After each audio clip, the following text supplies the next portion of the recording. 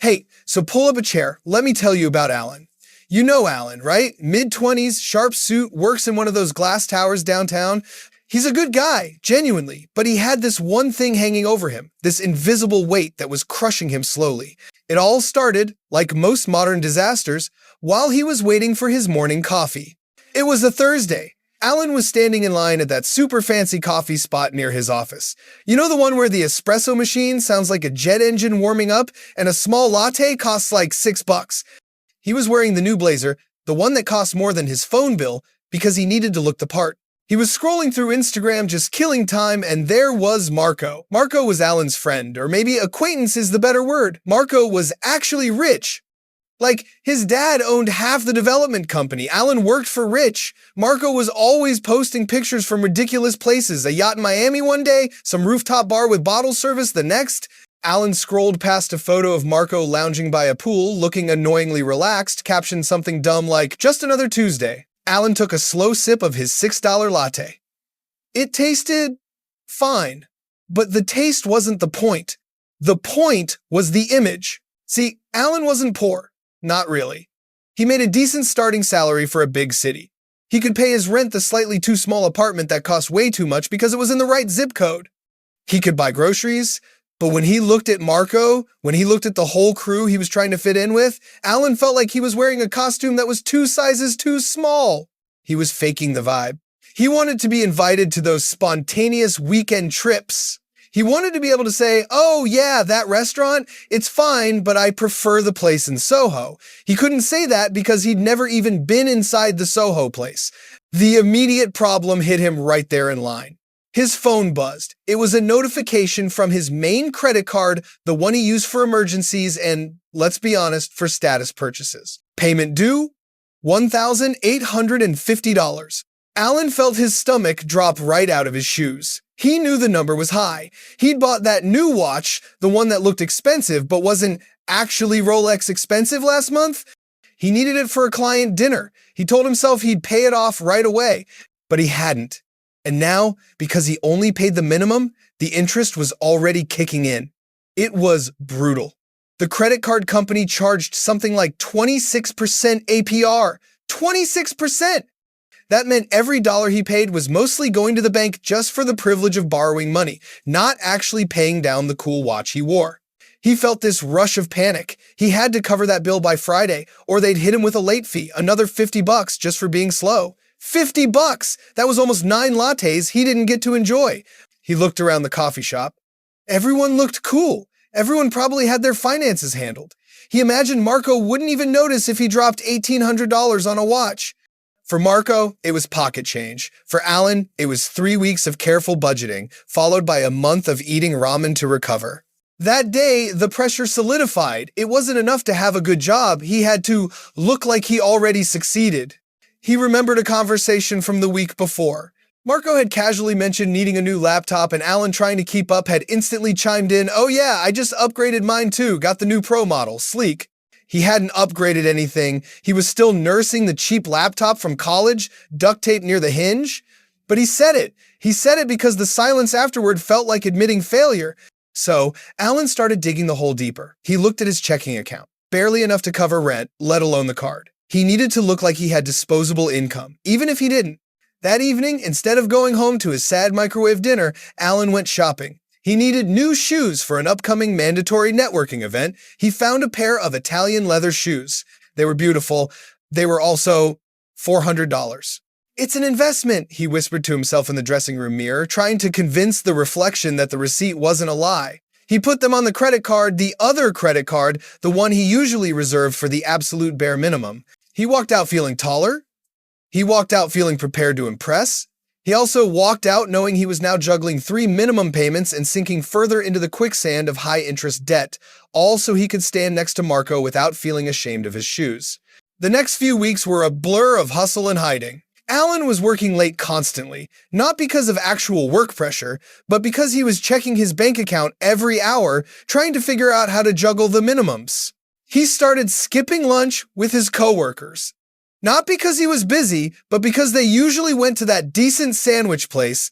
A $15 sandwich felt irresponsible when $15 needed to go toward the minimum payment on the status watch.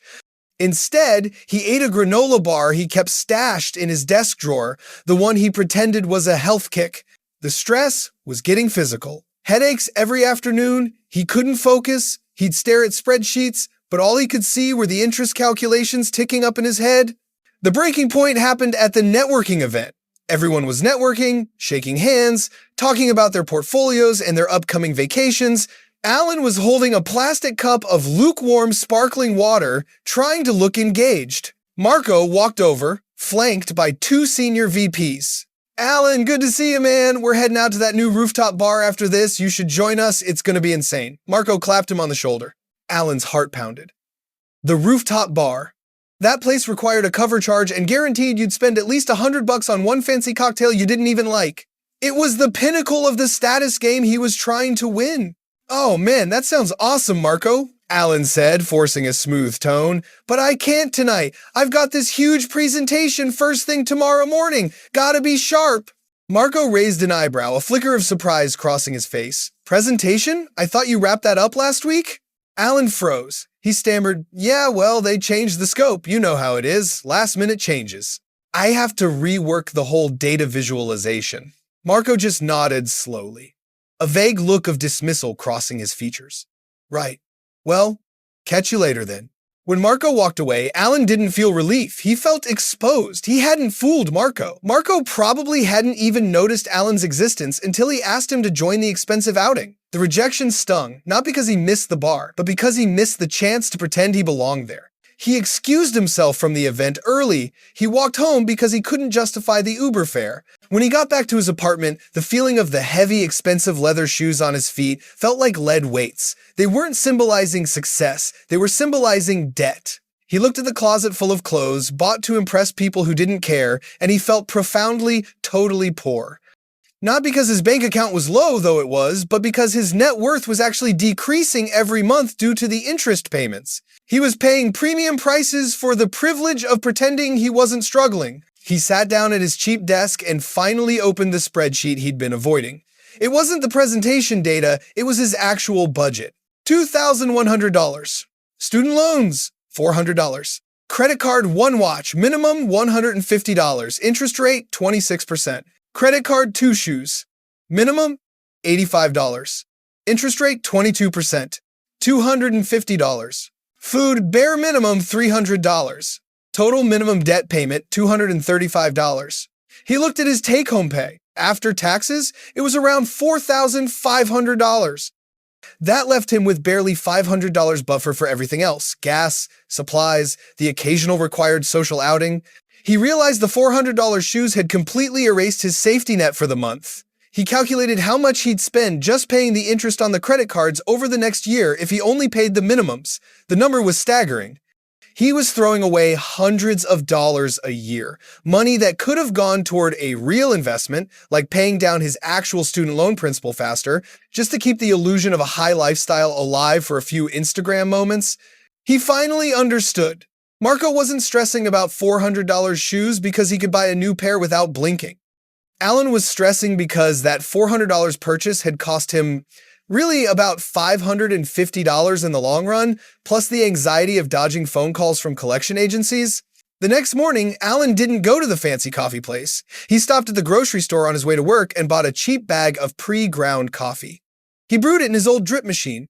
It tasted watery, honestly, but it cost him about 30 cents a cup. He felt embarrassed for about 5 minutes. Then, something shifted. He was saving $5 a day. That was significant. He walked into the office wearing his slightly older but perfectly fine navy suit. He didn't worry if it screamed new money or old money. It just screamed, "I own a suit." He decided to tackle the debt head on. It was painful, but necessary. First, he called the credit card companies. He didn't lie. He explained he was currently overextended and asked if he could temporarily pause any additional charges, which was easy because he vowed not to use them anyway. Then he did the hardest thing. He sat down and created a laser-focused attack plan. He listed all his debt, highest interest rate first. That 26% card was the enemy. He cut everything non-essential. No more expensive takeout, no more impulse buys, no more $15 sandwiches. He was back to the ramen and the desk granola bars, but this time it wasn't about hiding shame, it was about attacking the debt with purpose. He made a pact with himself. Every extra dollar that wasn't strictly necessary for survival went straight to the 26% card. It took discipline Alan didn't know he had. For the first month, he barely broke even, watching the interest eat away at his efforts. It felt like pushing a boulder uphill in quicksand. But by the second month, because he was aggressively attacking the principal, the interest charge started to shrink just a tiny bit. It was the first time in nearly a year he felt like he was gaining ground instead of losing it. He hadn't spoken to Marco much. When they ran into each other in the hallway, Alan was cordial but didn't try to force a connection. He talked about his actual weekend reading, maybe going for a long run, things that were free. He realized that Marco and his crew talked about money constantly because that's what they knew. Alan needed to focus on his actual career growth, not simulating their lifestyle. 6 months later, Alan paid off the first credit card. The day he made the final payment, he didn't buy anything new. He didn't post anything online. He just sat at his desk during lunch, eating a sandwich he'd made at home, and he felt lighter than he had in years. The feeling wasn't the fleeting rush of buying something new, it was the solid, steady warmth of control. He still saw Marco around. Marco was still posting from yachts. But now, when Alan saw those posts, the knot in his stomach was gone. He wasn't comparing. He was just observing another person's spending habits. Alan realized the shoes weren't what bought respect. Being financially stable was... He kept wearing those Italian leather shoes, they were well made after all, but now he bought them with cash, 6 months after he actually earned the money for them. And that made all the difference. He started putting the money he would have spent on minimum payments into a high-yield savings account. It wasn't glamorous, but watching that number tick up every month, knowing it was his money growing interest, felt infinitely better than watching the bank's money grow interest off his impulse buys. He never got invited to the rooftop bar consistently. But you know what?